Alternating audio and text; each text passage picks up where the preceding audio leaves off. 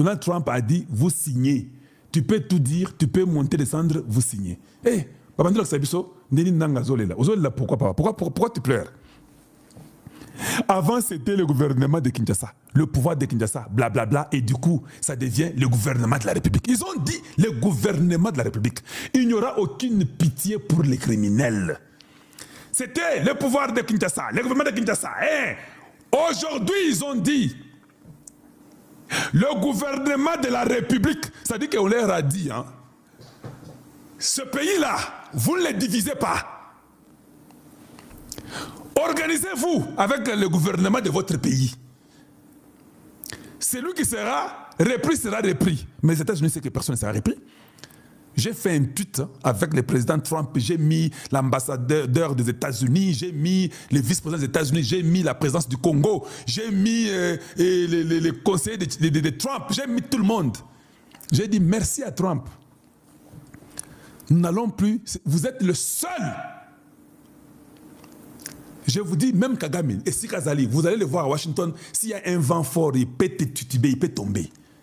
Ils ont eu 0. Sumbu Mambu. Félicitations. C'est ça, nous, on n'a pas de haine contre un individu. Nous n'avons pas de dents contre une personne. Tu fais bien, tu fais mal, nous te clouons. Tu fais bien, il n'y a pas de dents. Là-dedans, non, moi je ne suis pas comme ça. Moi, c'est le Congo ou rien. C'est ça le principe. Donc, nous avons un sobriquet chez Kalonji TV. Le Congo ou rien. Je vais vous lire les 8 points. Eh, parce que maintenant, ils commencent à nous appeler le gouvernement de Kinshasa. Ah bon? Soudainement, nous sommes devenus un gouvernement. C'est devenu étonnant. Lisons un peu ce que la France a dit. Je vais lire pour vous. J'ai fait ça pour vous. Ce sont les choses que j'ai fait pour vous.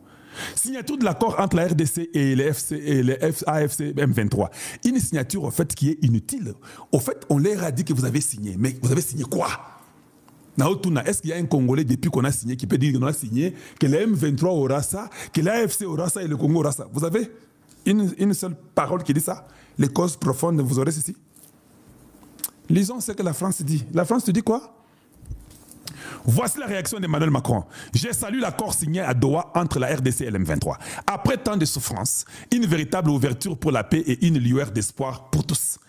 La France, la candidat que Donald Trump les a imposé. Bazo regrette dans mon thème.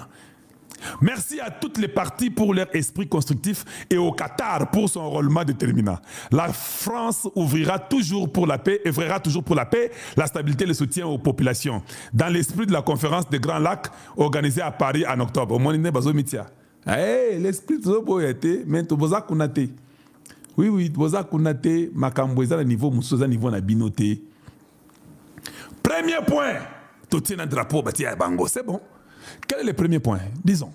3 points majeurs de l'accord attendu entre Kinshasa et AFC M23 à Doha. La restauration de l'autorité de l'État. Ça dit tout. Que je vous dise encore quoi? Quand on va parler de ça, non? Qui c'est qui dit? Ah, parle de ça à Washington, non? Kalonji, vous parlez de ça qu'il n'y aura pas d'impunité. Quoi d'autre? Avec nos sentiments ici. Quoi d'autre? 3 cerveaux et demi. Et les éléments reviennent. Vous avez compris? Battez-vous pour la République, c'est essentiel. Et puis, on dit, la restauration de l'autorité de l'État, progressive et coordonnée avec les M23 et les institutions des services. Je vous pose la question. Comment vous allez restaurer l'État des droits avec les M23? Vous libérez, non? Les lignes rouges. Vous avez tué. Il n'y aura pas d'impunité. C'est cas par cas. Vous avez compris? Oh, ok. Je pense que ceux qui ont compris ont saisi qu'au fait, nous n'avons rien signé. Point 2. Mise en place d'arrangements sécuritaires transitoires entre le gouvernement congolais et les AFC M23 pour garantir l'ordre public et protéger les civils. C'est-à-dire que quand on dit mise en place d'arrangements sécuritaires, c'est-à-dire que vous pouvez quitter le Congo, vous partez, vous réfugiez. On dit mise en place d'arrangements sécuritaires. C'est-à-dire qu'ils doivent tout déposer, ils doivent remettre tout ce qu'ils ont pris à l'Est, commençant par Bunagana, jusqu'à Bukavu. Mise en place d'arrangements sécuritaires, parce que les Rwandais ne seront pas là. Les M23 n'a pas de soubassement, n'oubliez pas que derrière eux, quand on vient à Washington d'ici quelques jours avec le Rwanda, Les M23 n'a plus rien, personne. Tous ces jours sont avec les Rwandais, nous les battons déjà sur le terrain. Maintenant, imagine que les Rwandais est parti. Mise en place d'arrangements sécuritaires, veut seulement dire que non, vous pouvez sortir, le couloir est là-bas, sortez vers le Rwanda. Vous ne passez pas de ce côté. Celui qui veut faire les refuges, je le fais. Et d'autres personnes vont être jugées et condamnées. Et la punition, elle est comme cela. Il y a une justice. Les États-Unis vont nous accompagner parce qu'en même temps, nous aurons déjà signé avec les États-Unis un accord bilatéral. Et eux, maintenant, commencent à nous aider dans l'armement et consorts pour qu'on devienne fort. Nous avons les princes qui sont là-bas.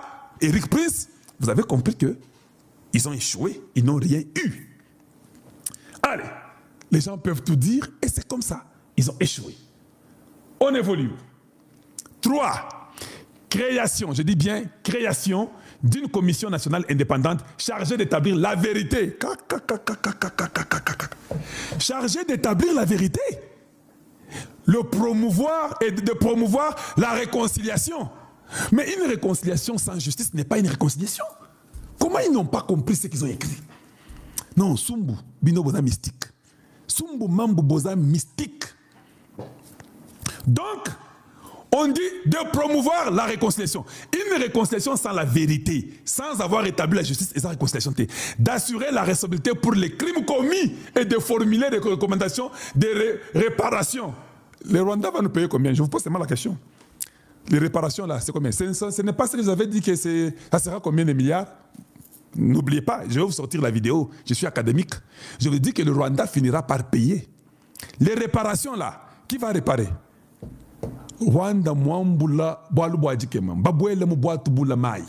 Les Congolais qui sont partis par plaisanterie, dans le sens que non, ils ont pu tourner Nabiso, Kabila Yakana Bantoyo, Tobazo, Bambongo, Bazo, Tolanda Penanga, Toko Tapeto, ça dans le mouvement, Toko Magisa.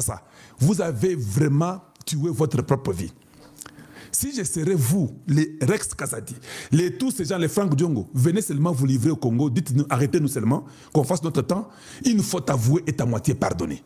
On va vous pardonner en vous tuant et le gouvernement va acheter les cercueils pour vous. C'est ça le pardon. Parce qu'on ne va pas vous laisser pourrir. On achètera le pardon et que nous vous achèterons les cercueils, mais on va vous pendre publiquement. Vous avez été les ennemis de la République, vous avez soutenu le mal et vous avez été contre le Congo. C'est ça, une faute avouée est à moitié pardonnée. Donc, nous venons de comprendre que les 3 points, et troisième point, d'assurer la responsabilité pour les crimes commis et de formuler des recommandations de réparation. Est-ce que Bato va signer? Tu ne vois pas qu'on les a forcés? Vous ne voyez pas qu'on les a forcés? Ils ont été forcés et c'est terminé. L'histoire est terminée. Point 5. Arrangement sécuritaire transitoire. La RDC-LFC devront établir des dispositions sécuritaires temporaires pour protéger les civils et stabiliser les zones. Qui stabilise les zones? C'est l'État qui stabilise les zones. C'est-à-dire qu'ils vont quitter dans les zones. On leur a dit que vous devez quitter. Donald Trump a donné l'ordre, vous quittez. Alors il faut écrire des bêtises, ça sera fait au long des temps pour que les gens des M23 qui étaient partis avec eux ne soient pas trop déçus. Il faut leur dire que non, ces points ici, on va les élaborer au cours des temps. Ça peut être 4 ans, 5 ans. 4 ans, 5 ans, on va déjà exclure tous. Oh non, nous avons fait la guerre parce que Tshisekedi voulait changer la constitution. C'est faux. La guerre a commencé à Bunagana en 2021. En 2021, Tshisekedi avait 2 ans au pouvoir. Comment pouvez-vous dire que vous avez fait la guerre? C'était pour qu'il change la constitution. Vous mentez. Le temps ne ment pas. L'histoire retiendra que vous avez commencé la guerre en 2021, 2 ans après le pouvoir du premier mandat de Tshisekedi. Ça n'a rien à voir avec changer la constitution. Bozoko Sabiso. Constitution, on va changer. Bonjour, nous vous observons pour que vous puissiez changer la constitution. Yo peux apprendre na choix, vous avez un choix. Héros, na choix. Le Congo est gagnant. On a plus de 8200 personnes en temps réel. Kalonji continue avec vous. Je ne serai pas long. Il me reste quelques minutes, peut-être 6. Parce qu'à 1h30, comme je dis, il faut que j'arrête. Et on continuera après. Suivant. Ça, c'était le 5e point. 6e point. Déclaration d'un état d'urgence humanitaire. Quand on déclare l'état de chaise, on met un gouverneur là-bas que Tshisekedi va nommer.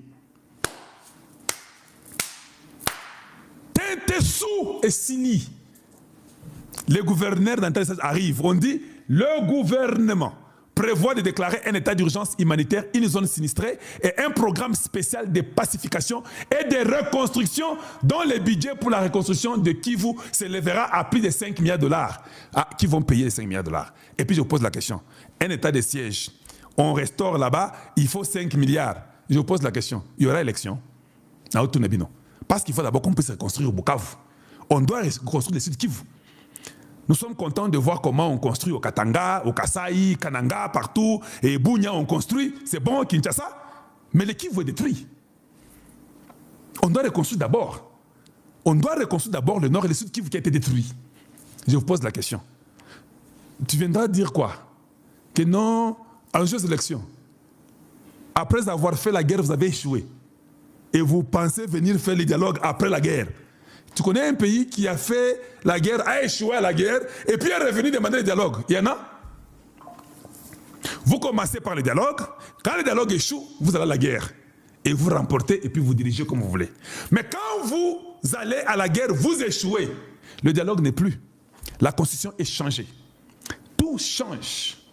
Tshisekedi reste d'abord là-bas. Je vous dis, on a compris que c'est lui les médicaments pour résoudre la maladie qu'on appelle Kagame. Comment pouvez enlever les médicaments qu'il faut résoudre la maladie appelée Kagame? Kagame est encore là, Museveni est encore là, c'est le même médicament-là. Il est tellement fort et puissant. Ce médicament-là, quand vous le donnez, même le cancer, je ne sais pas de quoi, ne persiste pas. Nous avons le cancer des pancréas qui est très dangereux, c'est ça le Rwanda. Nous avons le cancer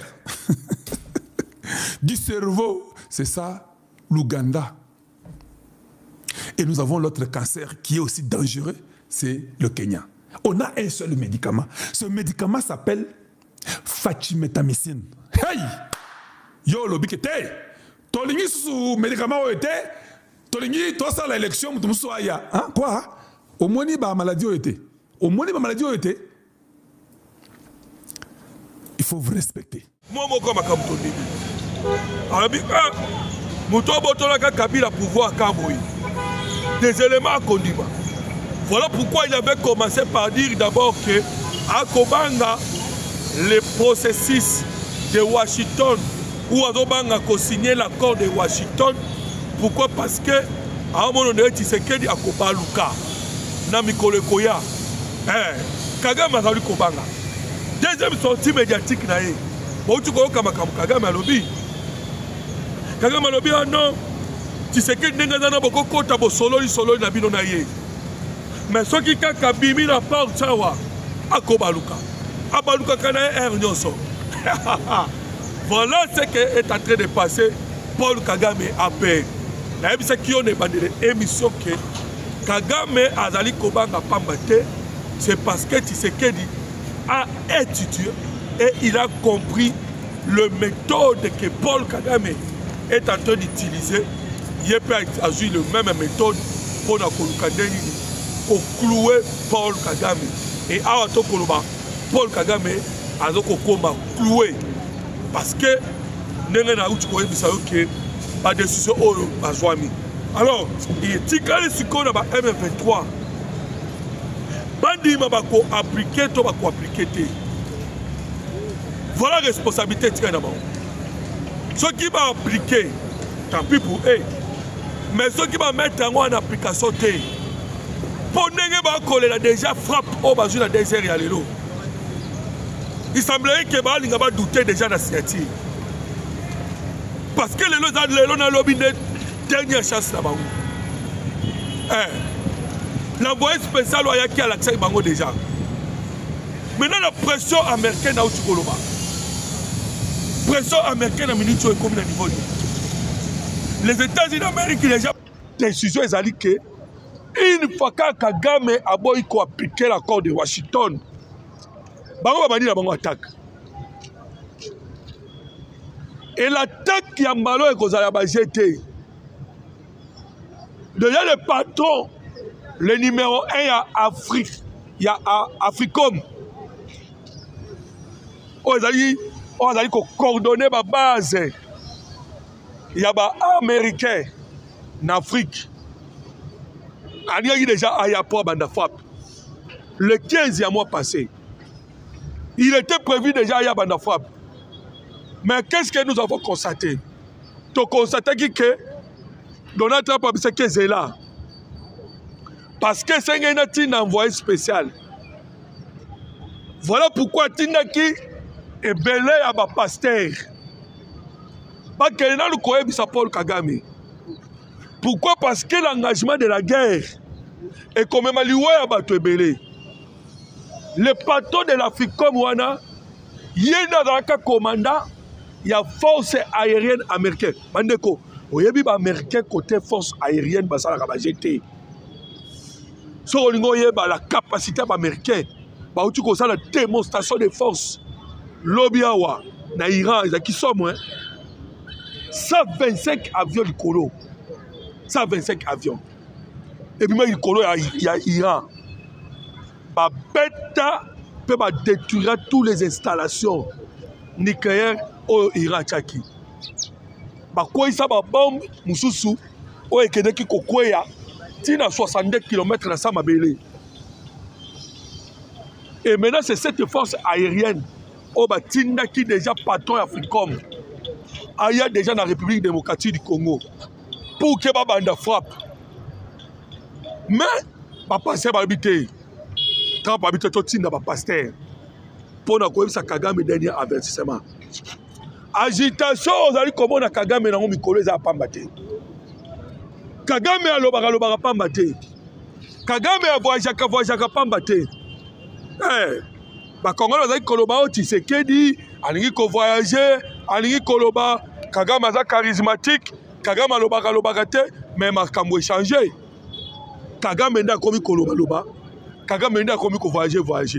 Azali na Arabie Saoudite. Akimi Arabie Saoudite. Aye koya na Qatar. Aye na Qatar. Aouti Guinée. A komi ko tambola partout. Parce que situation est habitée pour Paul Kagame. Kagame a tambola pas pambate. Déjà il a constaté que Tshisekedi a joué avance dans des gars au Sakanate. Et ba mise en garde na ba avertissement Donald Trump. Et Moutou passe. Il est en train de chercher quelques Africains on va appuyer de sorte que après appui wana a lukandeni na ko kozoma makasi mais c'est déjà trop tard. Alors bande ko Congolais, je pense que la semaine au toko banda tu fais année oyo toko remercier Nzambe pour que total salamukini momima la fin de la guerre. Il y a Washington, guerre aux RDC, au travers de la signature, il y a l'accord de Washington et l'accord de Doha.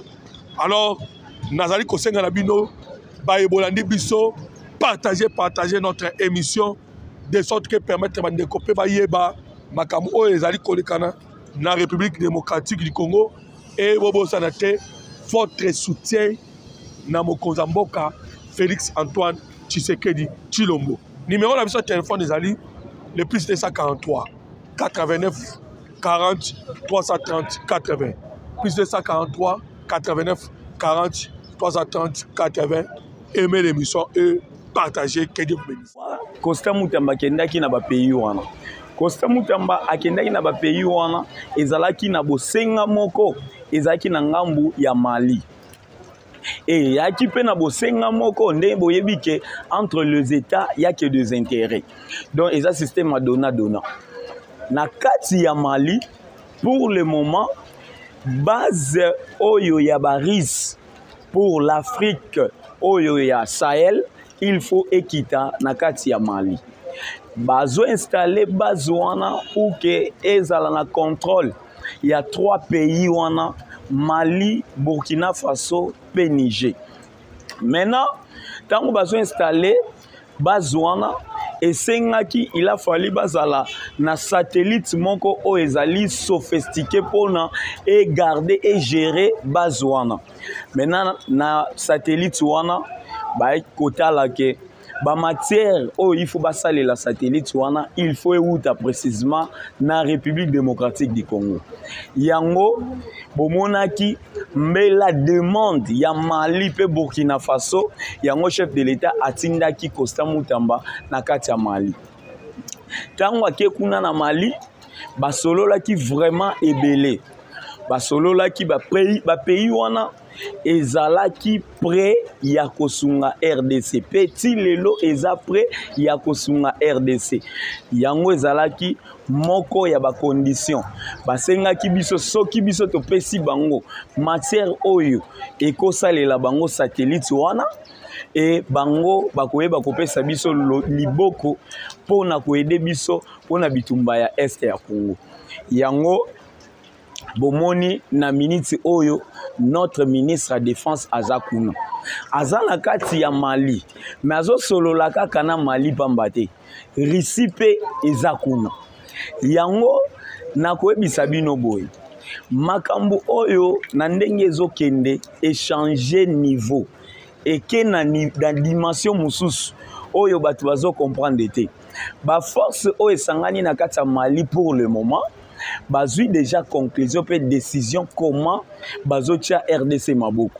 Kocha bazotia RDC maboko bokomona notre ministre de défense na kati ya Mali akei na base oyo ya logistique ya armement russe mais oyo se retrouver na kati ya Mali. Nde atali ba arme asengi ba différentes sortes ya ba arme oyo ya parce que makambo oyo Rwanda luki akozwa yango. Pour le moment bomonaki ba bombardement oyo salamaki avant-hier. Bombardement oyo salamaki avant-hier ezali ba différents pays oyo bazali binemi ya Congo oyo bazali derrière le Rwanda nde basangana ki basangisi ba force pour que ba renforcer M23 toyebaki ko bombarder plus de 8 bataillons. Donc, et ça là qui une affaire à 2700 militaires auto-bombardés. Donc, eza likambo ya somo, mais monde et kangami munoko. Donc, eza dans le silence. Monde de koki kolobate parce que tout le preuve. Ba oyo c'est ça qui lokola ba preuve chef de l'État pesa ki bango ya kola ki sabango que c'est le Rwanda qui nous agresse. C'est le Rwanda où ils se retrouvé na kati ya sol congolaise. Yango chef de l'État sengai ke batu oyo baza prêt à kocha kimia na Congo ezali kaka ye na Paul Kagame ni pays moko songolo pakala oyo kocha kimia na Congo. Yango bokomona lelo oyo les chefs de l'État aza toujours dans le calme et dans le silence, mais à qui plus loin na kati ya Brésil chef de l'État assira qui ba Congolais koyebisa bango que guerre si et si li azwa qui même langage o ya Donald Trump ya koloba que guerre si et si li et nazongi muke na sima na kati ya France chef de l'État lobaki boye nazo tonga Nord Kivu na Sud Kivu. Donc déjà mbongo ya kotonga Nord Kivu na Sud Kivu ezali. Pendant alobi bongo ke kotonga Nord Kivu na Sud Kivu, elinko lobate ke ba kotonga Nord Kivu na Sud Kivu pendant ke ba rebelle bazawana. Il faut ba rebelle bazala libanda. Donc soki bozo landa chef de l'État bien, boko comprendre que maloba nyonso azoloba alingi koloba na monde entier ke asilisi déjà guerre ya Est ya Congo. Yango boko mona ke lelo ba M23 baza na perte de vitesse ba panzani ba kimi bipai na bipai ba bakendaki Qatar jusque là bazolela bazozela kaka équipe congolaise et mata pour que ba banda ba discussion na bango. Or awa le chef de l'État lobi niet moyen to kende lisusu kuna ko kende ko solola ezate. Mais souvenez-vous que Donald Trump appelle ça qui ordre que makambo do ici là d'ici là déjà ici là parce que jamais ko kende tina mois de décembre parce que il faut États-Unis sur ba décision nango mususu. États-Unis banda ikozela ba décision ba différentes organisations régionales pour que yesiko ayeba kozwa décision oyo kozala likolo na bango. Yango senga ki plus vite possible que basilisa likambo do. Maintenant lelo M23 bazongi na Qatar, le Congo refuse ya kolanda bango ki ba kende ko négocier, c'est derrière la parole que Trump a donné comme aval que basilisa makambo ya do. Yango bozomona le chef de l'État aboyi communauté internationale muta condamné azate. Na sarabino que le chef de l'État congolais Félix Tshisekedi a travaillé de façon précise azana ba précision makambo azosala aza libanda ya ba loi to ya ba accord ba signature nyonso to signé aza libanda nango te aza toujours derrière mais akopesa bino image c'est comme ça azo agir na ndenge na mais lorsque bokozonga na kati ya ba accord okomona que oui ba accord eza vraiment bongo.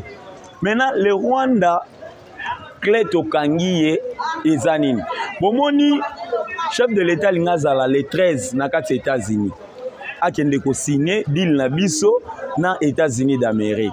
Maintenant, la date aux États-Unis a fixé pour que le chef de l'État a se retrouvé aux États-Unis et aussi mbatté. Ce n'est pas que les Américains ne vont changer la date, plutôt c'est le président Félix Tshisekedi Ndemutu a changé. Les Américains va changer la date. Pourquoi?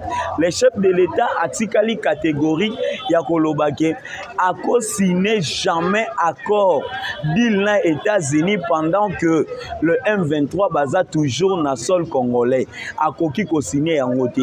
C'est pourquoi bozomona Donald Trump jusque là ezopesa toujours kanda comment a eu décision ya kolobake guerre si esili ba M23 ba bima mais bazo demeurer kaka kozala na kati ya sol congolais yango ezosala ke être nessé accord oyo entre deal ya RDC na États-Unis d'Amérique yango batu mususu bakanisaki ke c'est le président de la République Ndemutu azo bloqué aligné kimiate na kati ya Afrique ya région ya Grand Lac.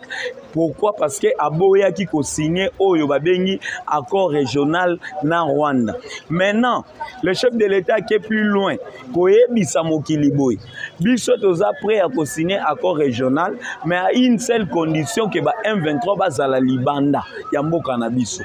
Ndena yango ba M23 bango pe na ngambu na bango bazo sala kabal boy. Pour mettre Félix en genoux, il faut to conquérir tozo bamboka ebele. Lorsque tu reconnais na place, il y a discussion les États-Unis, tu y es bako chape force kobo ya makambo mususu ba décision oyo Félix akozwa.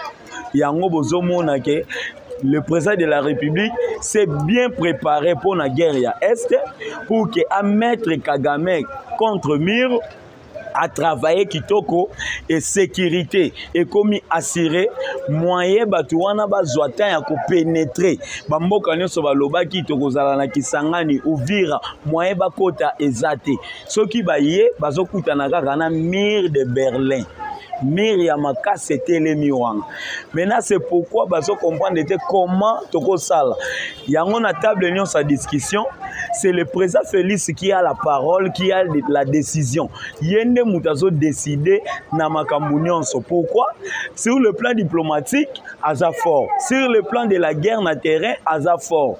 Donc ils en a pointé au yoba M23 bako obligé Congo. C'est le Congo qui doit obliger na ba M23 oya kosenga bango il faut basala nini ba exécuter na likambo wana yango bozomona ke baza na perte de vitesse bazoye baté pour le moment quoi faire yango entre temps tozo bombarder kotoyo notre drone o tozo benga mikolo Saint-Pierre soki amati likolo azo senga kaka esakola ya mawa pona ba M23 ko bombarder c'est ko bombarder ba oyo baziki mbango na doa pour que ba ke calmer hémorragie mais ba moni ke doa ezokipe bango te Doha, la décision na Doha, le président de la République a rejeté en bloc. Cela signifie que bino ba M23 maye bozo zela kuna bokozwa libungu tulu. Et loko mon côté bozela na kati ya délégation botindi na Doha parce que il y aura pas une équipe congolaise au ekokende pour que ba discuter na bango. Nous notre problème est tikali karake ba déloger ba salité wana ba microbe au to bengi ba M23 bazala libanda. Yango chef de l'État sur ce à pratiquer que non sécurité et à la makasi. Bomoni lelo le M23 Rwanda azo accusé Burundi à lobby soi-disant Burundi ba soda burundais ba encerclé au plateau de Minembwe ba civil o ba bengi ba tuti rwandais wana ba encercler bango bazana kati ko boma bango. Mais lobby le chef d'état-major burundais a démentir eloko wana a lobby jamais biso to koboma to bomi mutute to encercler pe mutu na minembwe te. Mais pourquoi bango bazolo babongo? Parce que depuis le mois de février, la RDC achetait que les armes ils ont Kazakhstan, ils ont quitté Nakata Burundi. Notre base Yamakasi, ils ont contrôlé Rwanda, ils ont Nakata Burundi. Et ils croient que c'est l'armée burundaise qui a attaqué Rwanda Nakati Burundi. Non, c'est l'armée congolaise. Tout ça déjà Nakata Burundi. Nous avons le contrôle. Il y a contrôlé Burundi et Tanzanie. Pour le moment, nous sommes maintenant mieux placés. Il y a ça la guerre dans Rwanda. Les chefs de l'État savaient quand est-ce que s'il faut déclarer la guerre avec le Rwanda, le moment maintenant est venu. C'est pourquoi le chef de l'État a dit clair que non, il y a à Kotonga Nord Kivu na Sud Kivu, na Lolenge ya Bongo, parce qu'il y a après il y a Kocha Kimyon. Donc bandeko na koyebisa bino ke Paul Kagame azana suka na ye, azana fin ya mandat, azana fin ya diplomatie, azana fin ya politique na ye. Parce que boyoki Paul Kagame azo wanga na même que ye azo préparer ata mwana ne moko te pour qu'il remplacer ye, parce que ye atikala kozala préparer te na tata na ye. Pourquoi bangi bongo? C'est le message oyo ya conseiller spirituel ya Trump amemela ki ye yango e bangisi ye. Omoni ensuite ya ekoloba Trump azo luka mutu na ye. Trump azo luka mutu na ye, il faut aboma ye. Dans les États-Unis, il y a problème maintenant et commis entre les démocrates et les républicains. Donc, guerre est commis. Les démocrates ils sont derrière le Rwanda. Les républicains sont derrière la RDC. Mais le problème, chance biso RDC tout ça nango, et ça que na kati ya Sénat américain, c'est les républicains oyo bangonde bakangi pouvoir et na kati ya présidence na Maison Blanche ezali ba républicains. C'est là où oyo pesa biso force et le président américain yemoko asali ba sortie médiatique ya kolobaki na silisi guerre ya Est ya Congo yango ba américain balingi te bazwa soni na parole oyo président na bango abimisi mais sur terrain bazomona ke Rwanda azo santé kaka yango préparation eza makasi. Même le président oyo ya Israël ayaki awa azana même voix avec le président Félix Tshisekedi pour que la paix ait régné na Est à Congo. Bandeko na koyebisa bino ke tozokende déjà kochite awa vraiment ezalaki moko ba analyste salango elongo ngana bino. Pour le moment nakotika la bino ka ba adresse ni ya numéro nanga soki bolingo contacter ngai numéro nanga de contact ezali plus 243 86 078 93 88 plus 243 86 078 93 88. Merci.